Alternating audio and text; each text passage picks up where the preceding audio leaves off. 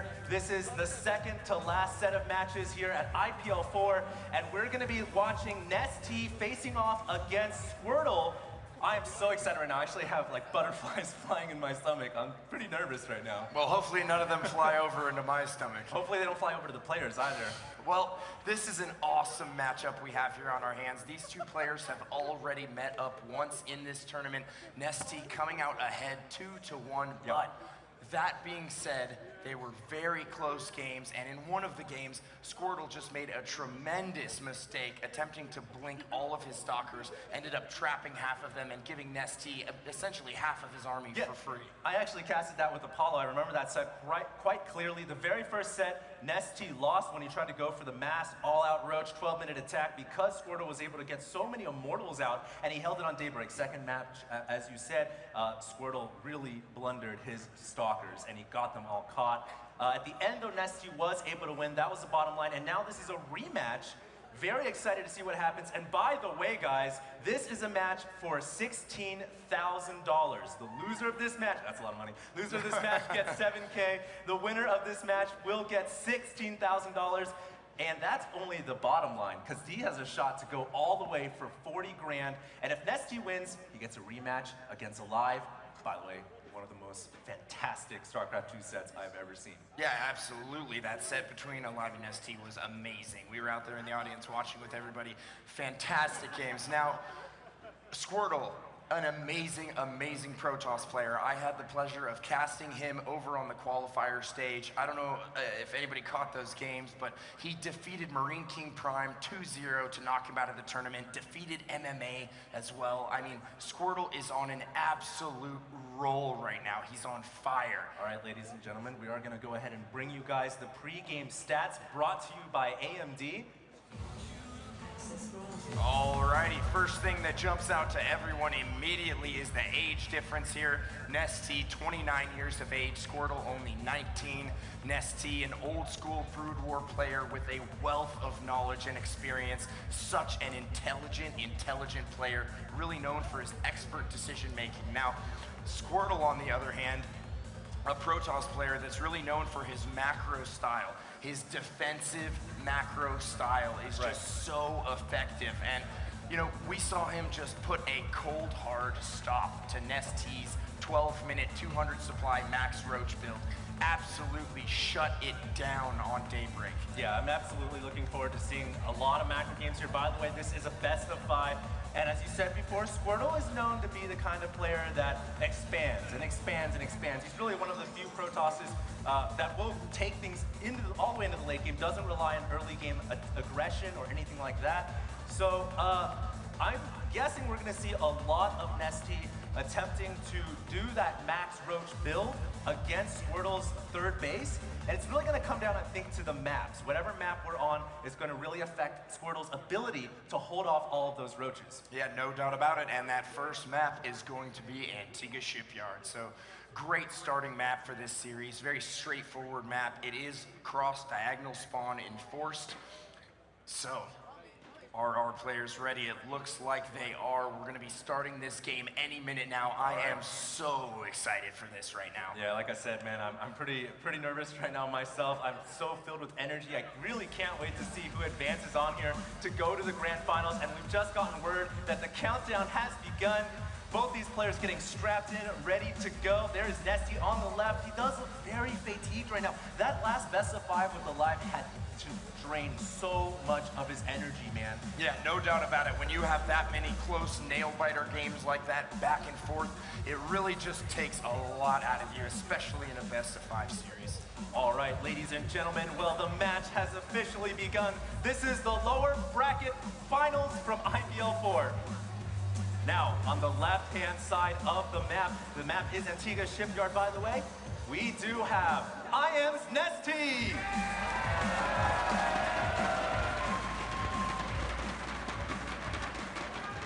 And over on the East Coast, we have his opponent all the way from StarTale, all the way from Korea. It is Squirtle.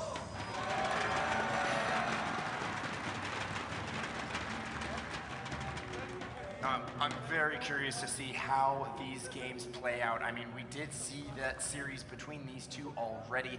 NesTea has to feel confident coming into this series, already winning 2-1, but NesTea did take the series, but on the flip side, Squirtle also knows that he made a tremendous error in one of those games. And when you lose in that fashion, where you just make one major mistake and that causes you to lose the game, thought, Pain User, we have a 10-pull opening from NesTea, and could this perhaps be a little bit of the fatigue playing here? He just doesn't want to get into a macro game against Squirtle. Maybe he's looking to try to apply a lot of early pressure. Well, no, I don't think that's the case at all. I think what NesTea is banking on here is Squirtle trying to go for the down ramp wall. If Squirtle attempted to go for the down ramp wall and go for a Forge Pylon expand and then get the Nexus, this 10 pull would be perfect. But Squirtle opted to put his gateway in base. He can fully wall off, and I really just don't see this 10 pull paying off whatsoever. I think he's going to hold this with relative ease. You know, Pain User, the one time that NesTea decides to go for this 10 pull here against Squirtle, and it's the one time I've seen Squirtle here go for a gateway in base. Most Protosses will always forge fast expand. Well, except on this map. On this map, a lot of Protoss players will actually build their gateway and their cybernetics core in the main just because of the threat of early pools. If you try to go for that forge fast expand down ramp, it can be very difficult to hold off some early Ling aggression. Great insight there, Pain User. And here comes NesTea bringing a drone off the line as well.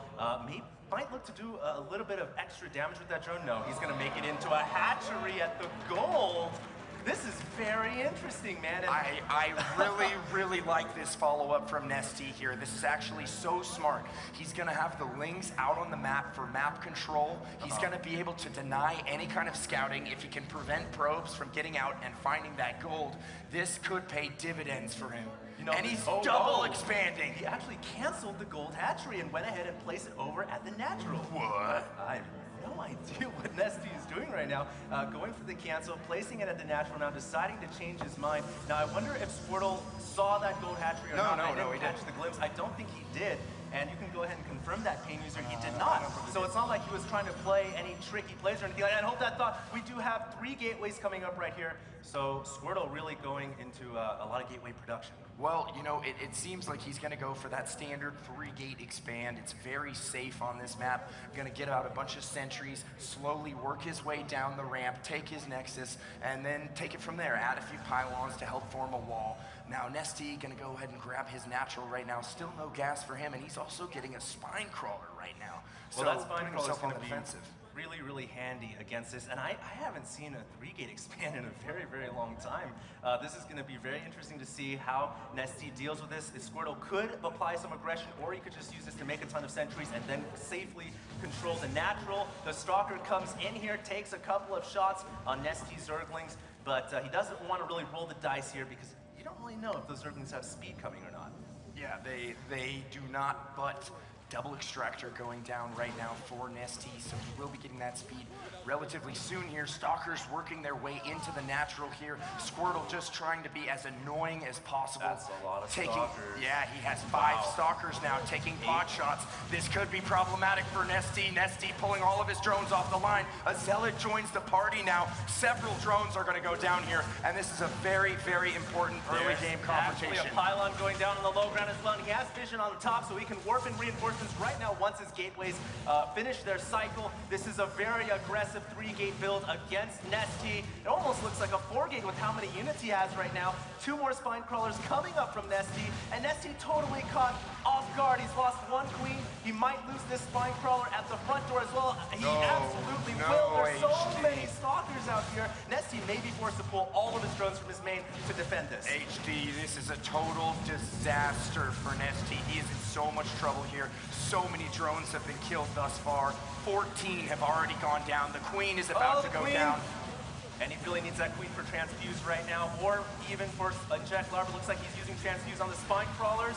And the last crawler is going to go down. Squirtle looking very good now, ladies and gentlemen. He's going to force a GG. Oh my goodness. Wow. I know we discussed this a little bit. We discussed that, you know, NesTea was fatigued. Even NesTea himself said that he was fatigued.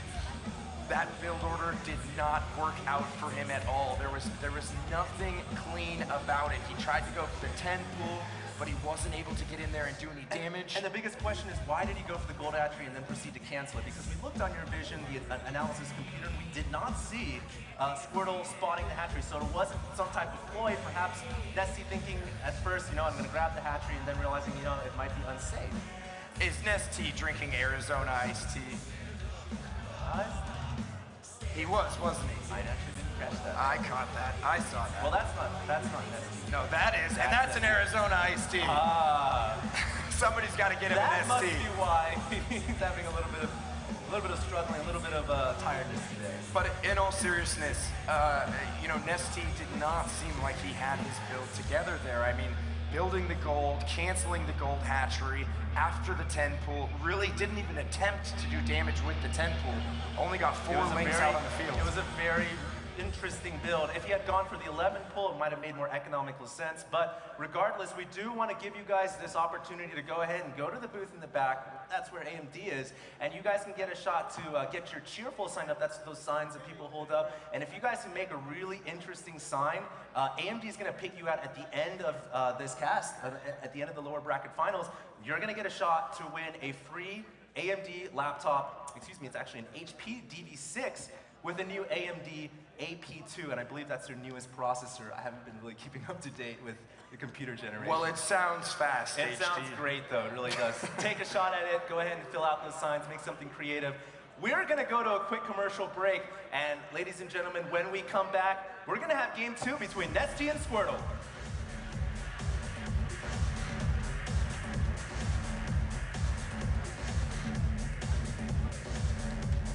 That was